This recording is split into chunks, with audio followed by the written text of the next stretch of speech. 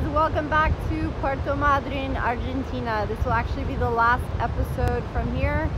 I'll probably try to do one more very last episode, I think, from Buenos Aires. Fill you in on that shortly. But until I get to that point, let me tell you what's been happening since last video. Again, for the most part, it's been pretty chill. I forgot to mention last time, just an interesting side note though. Well, I kind of mentioned previously when I was in Argentina how bad the economic situation was.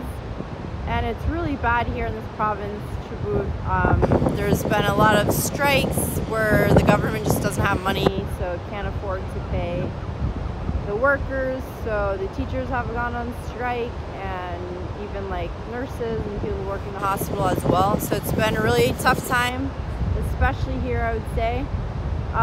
The dollar, the rate, the money exchange changes constantly. It's really unstable. So just an example of that, like where I noticed it, which was pretty crazy. I went into a store one day just kind of looking around, not even really planning on buying anything, but just looking at stuff.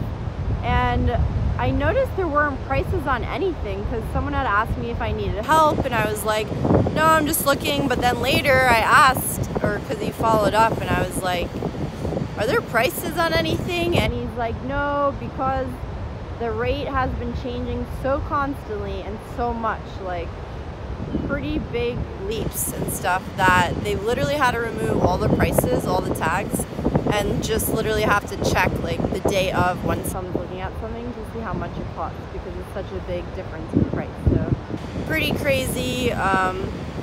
Hopefully that will change in the near future, I hope, because I know a lot of people are struggling here. So anyways, that's a side note, a little bit more about the economy and the situation here. One of the days earlier in the week, I ended up running really far along the coast, which was really cool. I actually went to this place. It's called the Lighthouse, and although it doesn't really look like one, it's more like a tower. And I had gone there before when I was here with Leandro, but in the car one day. So I actually ran there. It's super far. And I never run. I don't even like to run, but I just wanted to get some exercise, and it was a nice day out, and it's the coast and the beach. So I literally just started running and like kept going along the coast and just kept going and going.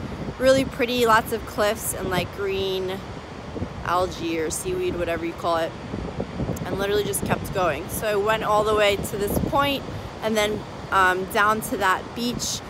You could, again, I've seen like at least a couple more times whales again in the distance. They're far out, but can see them. So saw some more. There's also lots of wrecked ships around here. If I remember, I'll get back to that. But went down to this beach, and they have all these kind of dunes and things, so you actually see people there on like 4x4s kind of doing motocross and stuff. So anyways, that was neat to see something different. And then I ran all the way back. So literally I was running between like 3 and 4 hours. It was crazy. My knee's still hurting since then. Not a surprise because it was bothering me while I was running, but I kept going anyways, as usual. And even some dogs joined me on the way back, so that was nice. The nice ones, not the ones that bite. So that was that day, which was nice. Again, just like always nice being on the beach and running with music on the coast makes everything better. So that was that. I ended up going to the couchsurfing meetup the other day. I didn't get to go last time when I was here, but I saw that they have like a weekly meetup like we did in San Diego. I don't think it's even going on anymore, but got to check that out, so that was cool. They had a really good deal on Wednesdays. Crazy deal, actually. I had a hamburger and 2 beers for the equivalent of $7. So that was pretty awesome. Checking that out and meeting some more of the locals. They were literally all locals. Well, people that live in Madryn at least. I've also learned, similar to San Diego, Madryn has a lot of transplants. So it's actually rare that you meet a lot of locals that have lived here their whole lives. Most people have moved here. Anyways, so did that as well. trying to remember what else, because there's always a lot I forget. I just went earlier today actually to the Oceanography Museum. I didn't really have a lot of time, so I kind of just popped in and out. It was free though actually, which is nice. But interesting, at least what I did see. They have different exhibits with animals, whales, bones, which are huge. Because again, the whales, which are the right whales, are like big in this area. I learned that they identify them by the crustaceans and things on their back. It's kind of like their fingerprints. And that here, more than anywhere else in the world, they have a really big problem. I think it's with the seagulls, specifically those birds that they'll attack the whales and try to like feed off of them. So they're saying as far as intensity and like frequency goes, it's a bigger problem here than anywhere else in the world, which is crazy and sad for the whales, of course, because they hurt them basically. I also learned that this is the most popular, best place to dive in Argentina. So was talking a little bit about that with some of the couch surfers the other day, and actually looked into it yesterday just to find out more information, which brings me back to the ship. So I've seen a lot of sunken ships, but there's actually like one at that beach where I ran to, the last one, that actually sunk there. The other ones are ones that I forgot exactly what they told me, but basically they're like no longer working or whatever. They burned them. I think there was a fire or something, and then after that they like cleaned them out and on purpose sank them in different places so that people could dive there. So that's interesting. I think it's cooler though when it's like a real sunken ship. They didn't do it just for the purpose of divers, but anyways, learned that as well. So what else? I'm sure there's some other side notes, but they're not coming to me. So I'll get to the point, and if anything else comes up, I'll let you know, either before the video's over, the next one. So that brings me back to where I'm going from here.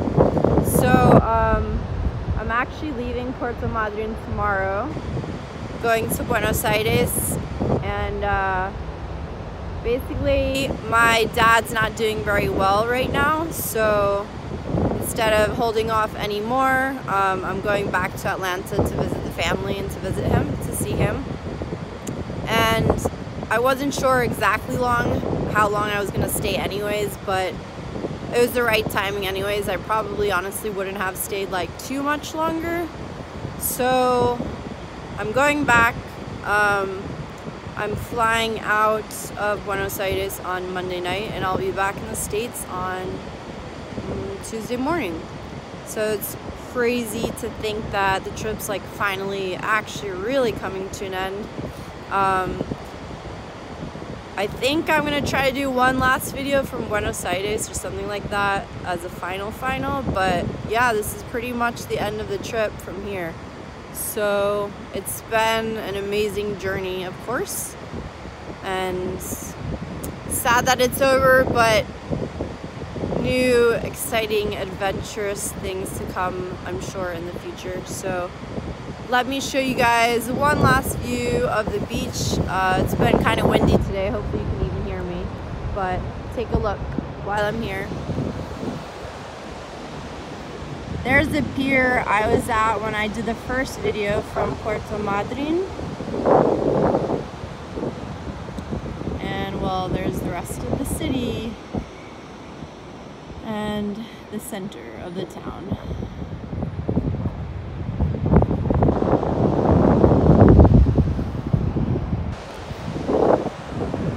Alright guys, I'm gonna say goodbye from here. If I realize I forgot anything else, I'll try to catch you up in one last video. Talk to you later. Bye.